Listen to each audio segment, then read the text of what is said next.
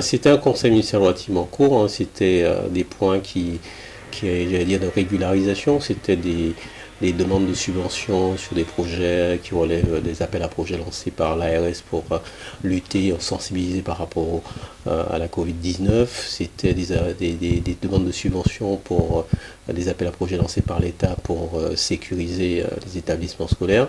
Je crois que le point le plus important, c'était la décision de municipaliser la caisse des écoles pour rationaliser, j'allais dire, cette activité-là, donc, puisqu'effectivement, ça voudra dire qu'une fois cette action réalisée, la caisse des écoles n'existera plus à Bouillante, et que par conséquent, ce sera la ville de Bouillante qui va reprendre l'ensemble des activités de la caisse des écoles. Donc je crois que c'était ça, en fait, ce qu'il faut retenir de ce conseil-là.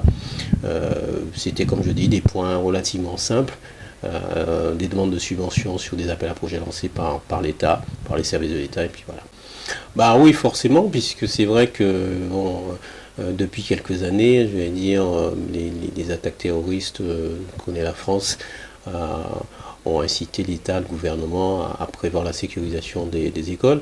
À Bouillante, c'est vrai que c'est un point sur lequel on n'était pas très très performant, hein, puisque nos écoles, effectivement, en dehors de la clôture, effectivement, qui existe, c'est vrai qu'au niveau des ouvertures, on était toujours au système du cadenas et de la chaîne, et donc en termes de fonctionnement, c'est pas très pratique, et très souvent, les établissements sont laissés, sont ouverts en gros, hein. Donc l'idée, c'est de partir de cet appel à projet, c'est de pouvoir se doter de matériel électronique qui permettront, au travers de visiophones, des équipements de ce type-là, d'assurer, de faciliter la sécurisation des établissements scolaires durant les périodes où la pédagogie est assurée. En fait, comme on l'a dit, le virus circule toujours, même si les chiffres en termes de nombre de contaminés stagnent ou parfois baissent.